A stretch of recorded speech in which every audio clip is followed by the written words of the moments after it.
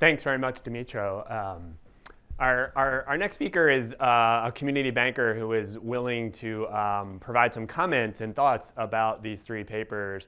And as an academic who often writes papers and participates in panels like this, I can't stress enough how special it is to have a community banker read and think about and comment on our research, particularly someone like Corey Neal, who's the president and CEO of the Bank of Tampa, who can provide wonderful insights into these papers. I think it's really special that we have him here today.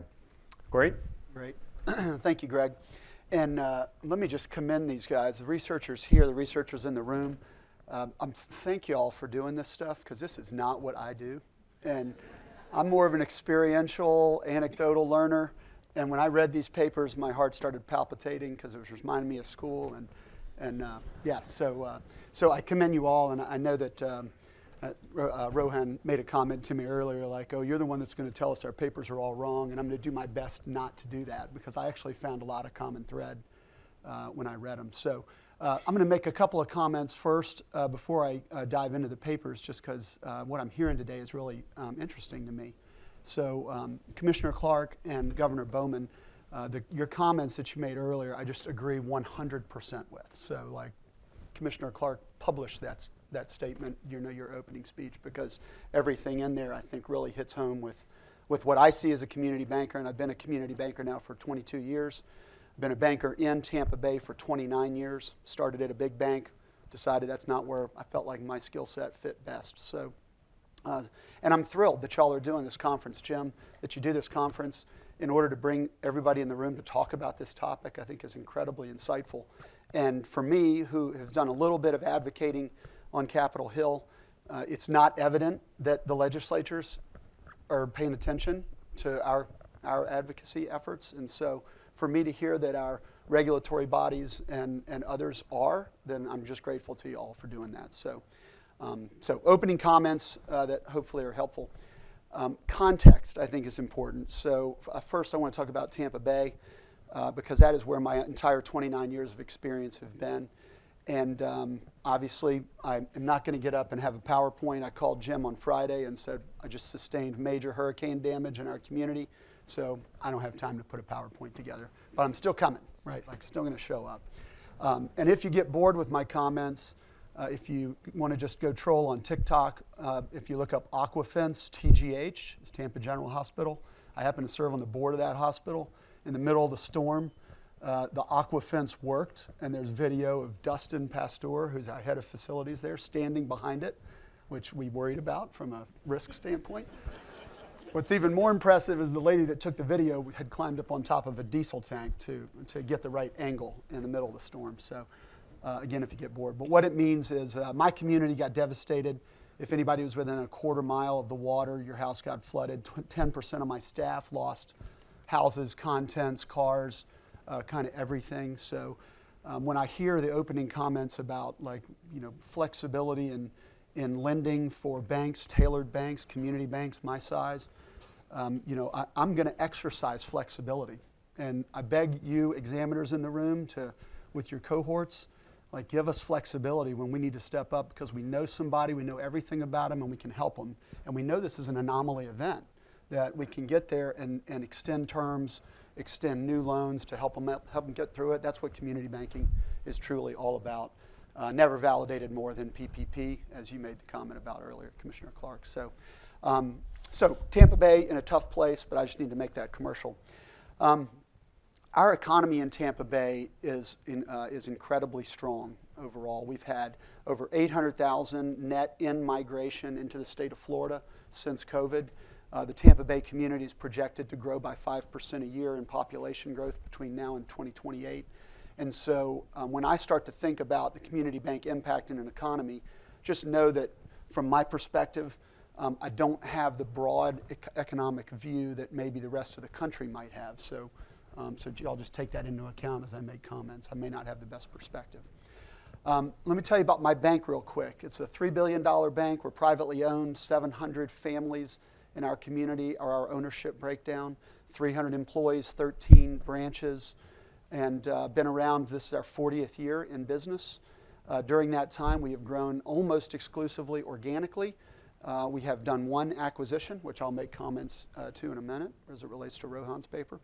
And we specialize in chasing privately owned, owner-managed, and professional businesses. So doctors, lawyers, CPAs, dentists, and manufacturers, distributors, any kind of business like that. And then we try and bank the families and provide wealth management, trust, private banking to those families. So I have a very narrowed kind of niche view of banking and what makes us successful, which is probably why they sat me next to you, Dimitro, so that we'd be co-spirits here. So that's our bank. So paper one, unexpected gains. I'm conflicted on this paper, and let me explain why. I just believe that fewer community banks is a bad thing. Absolutely think that's a bad thing. PPP validated it. Natural disasters validate that. The ability to know your client and step in and help them is just critical, and the big banks can't do it. Quick story about PPP. The big banks in Tampa Bay were calling me to say, Corey, can we put one of our customers in line at your bank? And we understand we're going to lose the relationship because of it, but you just got to help them. And you're at a big bank, you had no idea where they were in the process. Whereas I could put them to the front of the line, get a number, call them back, done in seconds. So more community banks is good, fewer community banks bad. Now, when I read Rohan's paper, I thought to myself, I've done one community bank acquisition, one bank acquisition in my career, and it fit exactly with what his paper was saying, right? We were in market, it was a smaller bank, and when we acquired them, we brought a whole lot more to the table to that community, to that bank. They did not have a succession plan. They did not have as robust resources, and they didn't have the product offerings. So, right, like the assumption that the details matter is right on, because when it's in market, in community, community to community bank, then I think it's very right, all that research. So I commend you on that. The reason I'm conflicted and I can't agree with the conclusions in total is because there's been 21 bank acquisitions in the Tampa Bay market since 2009, and mine was the only one that was community bank to community bank. Everything else was either out of state, regional, or across the state, kind of semi-regional. And then the most recent's all been credit unions. So the comments earlier about credit unions, that is an accelerating topic that is happening now, and it's real. And when you're out of state bank, credit union, or even larger across the state bank, you're not doing any of the same things that we're doing when we're staying in market. Those banks have disappeared from the commercial competitive space. They've disappeared from community support. So it's just, that's why I'm conflicted. Works when it's my bank, doesn't work when it's others. So hopefully that helps. Let's see. All right, I'll move to the canary in the coal mine. So Shohini, I think this was an interesting one for me. So first of all, the micro versus macro effort that y'all are looking for here is right on, right? So the Atlanta Fed is my district.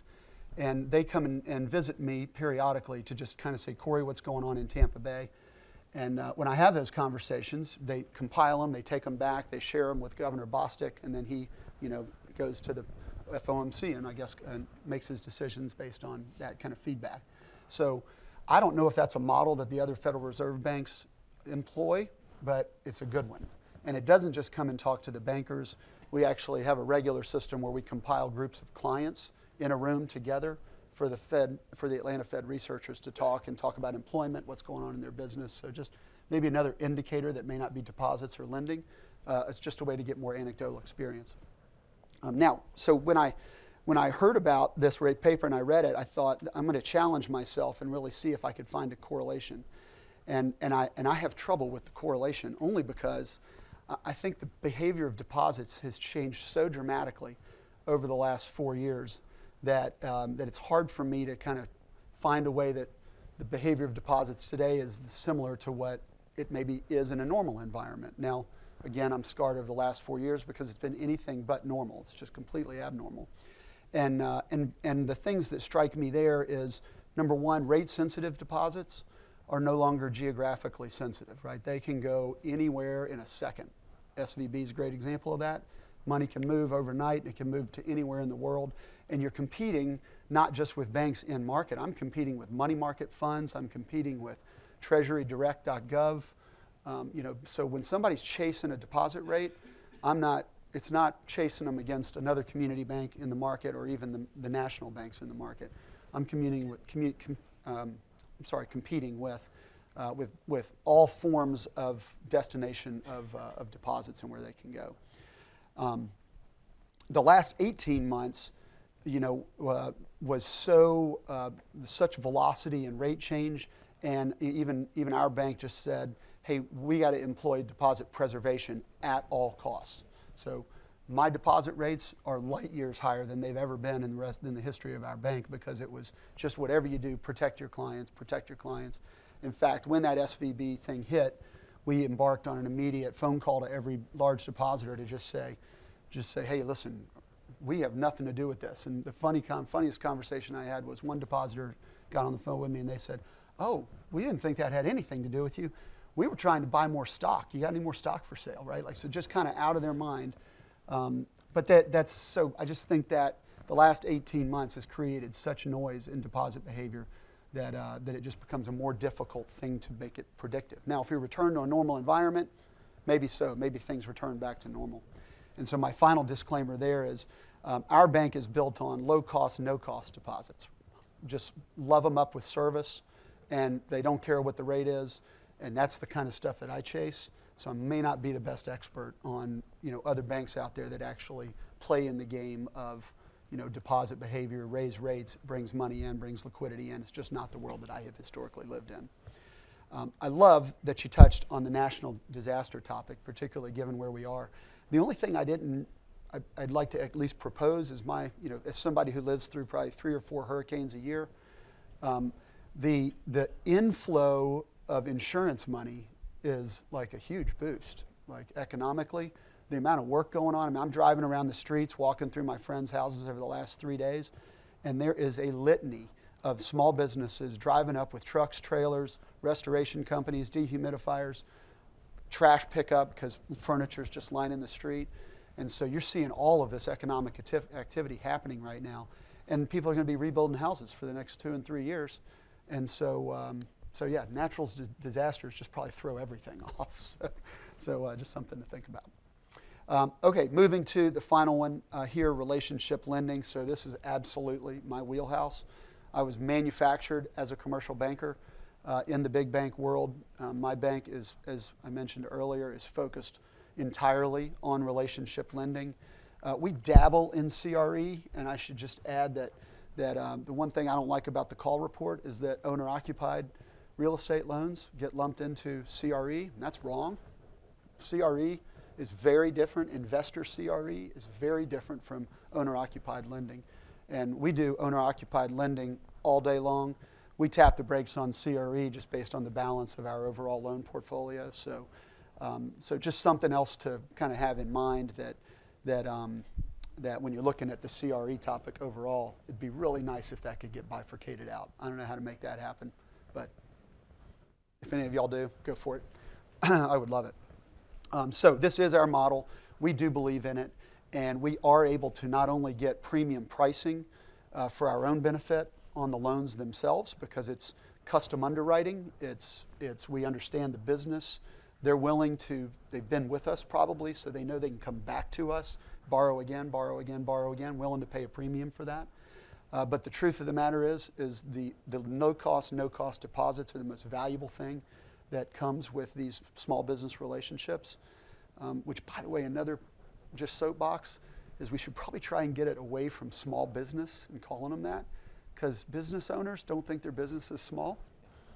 In fact, we try and talk about it more like private business because of that reason. So, but those, they get their loyalty. They do the entire relationship with you, which can lead to wealth and trust services. It certainly leads to no-cost and low-cost deposits. They have to have higher balances because they're running their business. They're making payroll. They're buying inventory, right? Like they're not low balance accounts, so they're very valuable to us. And when you have all of that and you have all of it going, then the investment bankers who crawl all over us all the time, they'd love for us to buy or sell. They just want to do nothing but talk about, the value and the predictability of our income and earnings long term because of the loyalty and the consistency of these this relationship lending. So the only, I think, piece of the paper here, Dimitro, that struck me, and I mentioned this to you earlier, is you make the delineation between 100 grand and below. And I would just tell you that every bank in the country is trying to squeeze costs out. And the only way to know how to do it is to try and automate. And the easiest place to automate is in the very smallest of loans. I'm trying to do it. That's what fintechs are obviously trying to do. I don't feel like I'm competing with the fintechs except for one that should be on your radar is BHG, Bankers Healthcare Group. They started out lending to doctors, which threatened me because I do a lot of that.